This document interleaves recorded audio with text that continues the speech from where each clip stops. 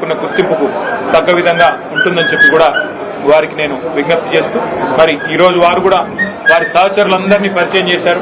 చాలా ఓపికగా మమ్మల్ని రిసీవ్ చేసుకున్నందుకు పెద్దలు జీవన్ రెడ్డి గారికి కూడా హృదయపూర్వకంగా మా అందరి పక్షాన వారికి ధన్యవాదాలు తెలియజేస్తూ వారు స్పందించాలని కోరుతాం. ఈరోజు భారత రాష్ట్ర సమితి అధ్యక్షులైనటువంటి కేసీఆర్ గారి ఆధ్వర్యంలో వారి యొక్క ఆలోచన సూచన మేరకు బీఆర్ఎస్ పార్టీ కార్యనిర్వాహక అధ్యక్షులు మిత్రులు కేటీఆర్ గారు ఏదైతుందో జిల్లా చెందినటువంటి అంటే ఉమ్మడి కరీంనగర్ జిల్లా చెందినటువంటి అందరూ కూడా నాకు పూర్వ సహచరులే. అందరితో కలిసి పనిచేసినటువంటి అనుభవం నాకుంది. అందరితో పర్సనల్ రిలేషన్ కూడా నాకుంది. అందరితో ఇక్కడి మారిన పరిస్థితులకు అనుగుణంగా బీఆర్ఎస్ లో కలిసి పనిచేస్తే రాష్ట్ర భవిష్యత్తు కొరకు ఇలా ప్రధానంగా ఏదైతే వివరం కాన్స్టిట్యూషన్ ఏదైతుందో రాష్ట్ర భవిష్యత్తు అనేది ప్రధానం. రాష్ట్ర భవిష్యత్తు కొరకు ఏదైతుందో మనం పాటుపడుతున్నటువంటి అవకాశం మరి వారు నాకు కల్పించడానికి ముందుకు వచ్చినందుకు నేను వారికి హృదయపూర్వకంగా ధన్యవాదాలు చెప్తాను. చెప్పండి, నేను వాస్తవంగా ఏదైతుందో 25 మార్చ్ నేను కాంగ్రెస్ పార్టీ నుండి రాజీనామా చేయాలని చెప్పని నిర్ణయం తీసుకున్న నాడు కొత్త భావోద్వేగానికి గురి కావడం జరిగింది. 4 దశాబ్దాల అనుబంధం కలిగినటువంటి ఒక రాజకీయ పార్టీ నుండి మరి బంధం తెంచుకునేటువంటి ఒక పరిస్థితి ఎదురు కావటం కొంత నాకు ఆనాడు really I felt that day was very unfortunate.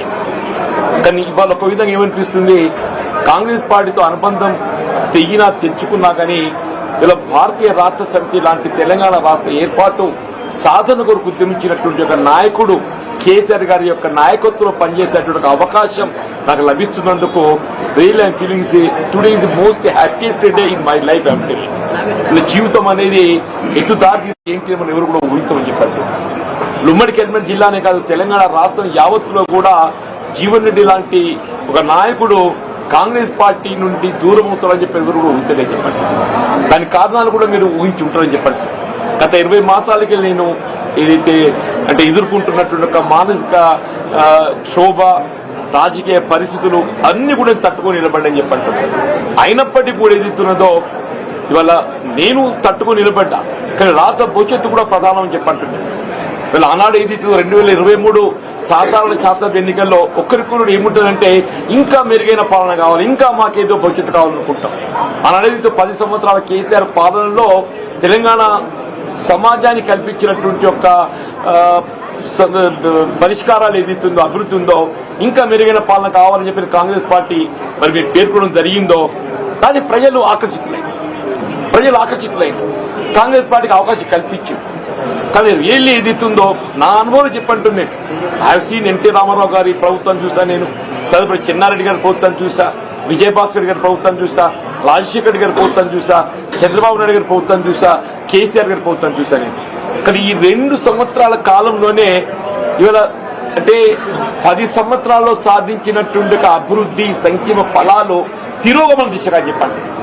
KCR గారు ఏ ఉద్యమ నేతగా తెలంగాణ రాష్ట్రాన్ని సాధించడానికి వారు ఉద్యమించిండ్రో వారి సాధారణంగా తెలంగాణ రాష్ట్ర భవిష్యత్తు నిర్మాణానికి 10 సంవత్సరాలు కృషి చేస్తే అది 2 సంవత్సరాల్లో తిరోగమన చర్యగా వీళ్ళ ప్రజలు ఏదైతుందో అంటే నేను ప్రాక్టికల్ చెప్తున్నాను. ఇవాళ నేను మీరేదో వచ్చిందో అని చెప్పని బీఆర్ఎస్ లో జాయిన్ కావాలని చెప్పి ఇక్కడ నిర్ణయం ప్రకటించడం కాదు చెప్పంటున్నాను.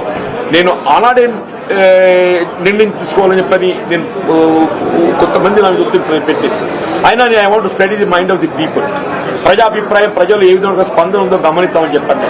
మా మిత్రులు సహచరులు శివప్లాస్ యొక్క అభిప్రాయం కూడా సేకరించాలని చెప్పని ఈ 2 వారాన్ని ఓపిక పెట్టని చెప్పండి. మా మిత్రులు చిరువిలాసులు సహచరులు వారి యొక్క సూచనలు సలహాలతో పాటుగా ముఖ్యంగా ప్రజాభిప్రాయాన్ని గమనించండి.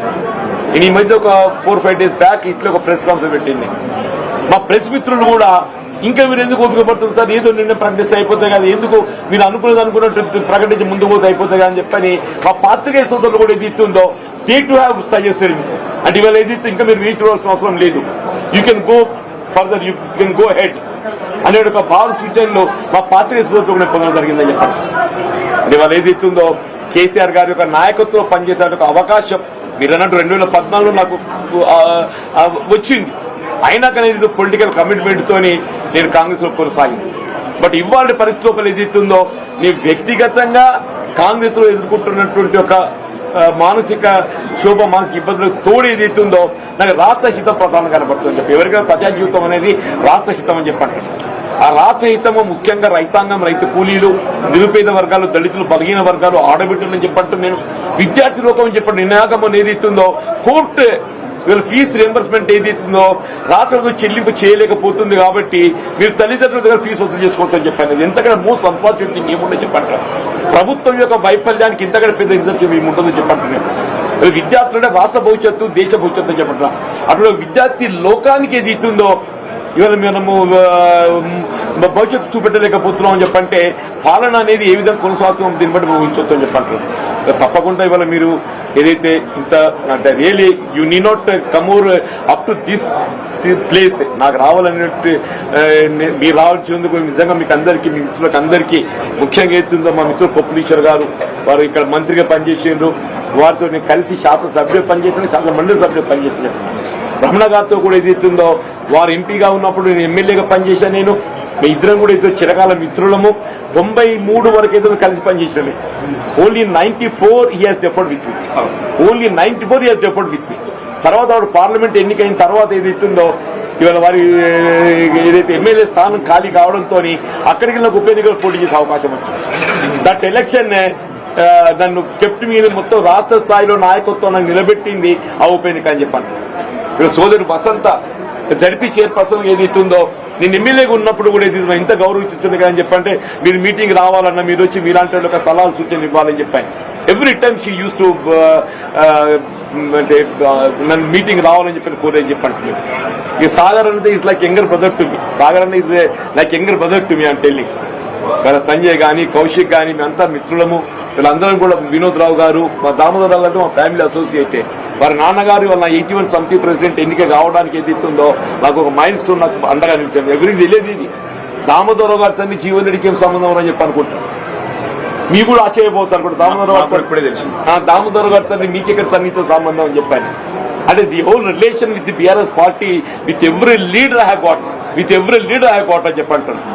నేను ఈ స్థాయి ఈ దశలో ఏదైతుందో ఇలా కేసీఆర్ గారితో కలిసి పనిచేసేటువంటి అవకాశం నాకు రావటం, వారి నాయకత్వం కలిసి పనిచేసేటువంటి అవకాశం నాకు రావటం, నేనైతే అంటే ఇవాళ జీవితం ఎవరే కానీ ఇవాళ నా జీవితం ఒక చివరి స్థాయికి వచ్చింది.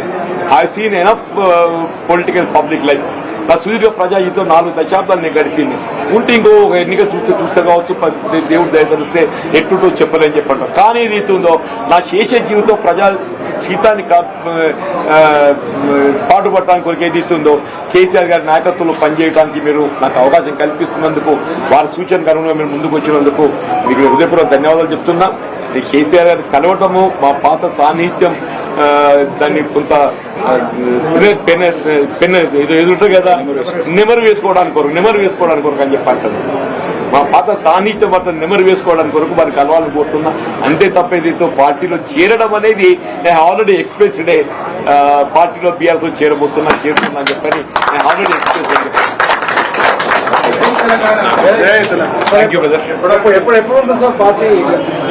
తినబోతు రుచులు అడగకూడదు. పెద్దవాళ్ళిద్దరు కలుసుకున్న తదుపరి కార్యాచరణ ఇప్పుడు వారి నిర్ణయం ప్రకటించింది.